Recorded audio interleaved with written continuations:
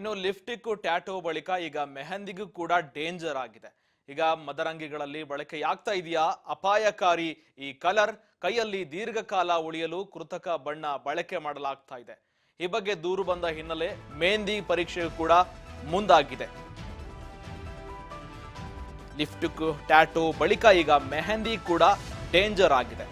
Lipstick ಅಲ್ಲಿ ಕೃತಕ ಬಣ್ಣಗಳನ್ನ ಬಳಕೆ ಮಾಡೋದ್ರಿಂದ ಅಲ್ಲಿ ಕೂಡ ಕೆಲವು ಅಪಾಯಕಾರಿ ಅಂಶಗಳು ಹೊರಬಂದಿತ್ತು.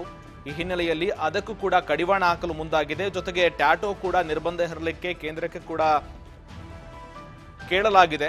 ಈಗ ಮೆಹಂದಿ ಕೂಡ ಡೇಂಜರ್ ಅಂತ ಈಗ ವರದಿಯೊಂದು ಹೊರಬಿದ್ದಿದೆ. ಹೆಚ್ಚಾಗಿ ಮದುವೆ ಮತ್ತು ಫಂಕ್ಷನ್ಗಳಲ್ಲಿ ಬಳಕೆ ಮಾಡಿಕೊಳ್ತಾರೆ ಸಾಮಾನ್ಯವಾಗಿ. ಈಗ ಮೆಹಂದಿ ದೀರ್ಘಕಾಲ ಉಳಿಲಿಕ್ಕೆ ಅದರಲ್ಲಿ ಕೃತಕ ಬಣ್ಣ ಬಳಕೆ ಮಾಡ್ತಾರೆ. ಈ ಬಣ್ಣದಿಂದ ಮಾರಕ ಆರೋಗ್ಯ ಸಮಸ್ಯೆಗಳು ಎದುರಾಗುತ್ತೆ. ಹೀಗಾಗಿ ವರದಿ ಕೂಡ ಹೊರಬಂದಿದೆ. ಈ ಹಿನ್ನೆಲೆಯಲ್ಲಿ ಮೆಹಂದಿ ಕೂಡ ಕಡಿವಾಣ ಹಾಕ್ಲಿಕ್ಕೆ ಮುಂದಾಗ್ತಾ ಇದೆ ಆರೋಗ್ಯ ಇಲಾಖೆ. ಕಳಪೆ ಗುಣಮಟ್ಟದ ಮೆಹಂದಿ ಮತ್ತು ಲಿಪ್ಸ್ಟಿಕ್ಗಳು ಸಾಮಾನ್ಯವಾಗಿ ಮಾರ್ತಾರೆ. ಈಗ ಕಳಪೆ ಗುಣಮಟ್ಟದ ಲಿಪ್ಸ್ಟಿಕ್ ಈ ಎಲ್ಲ ಗುಣ ಬಳಕೆ ಮಾಡಿಕೊಳ್ಳೋದ್ರಿಂದ ರಾಸಾಯನಿಕವಾಗಿ ಕೃತಕ ಬಣ್ಣ ಬಳಕೆ ಮಾಡಿಕೊಳ್ಳೋ ಅದರಲ್ಲಿ ಬೆರೆಸಲಾಗುತ್ತೆ. ಹೀಗಾಗಿ ಅಪಾಯಕಾರಿ ಅಂಶಗಳು ಹೊರಬಿದ್ದಿದೆ.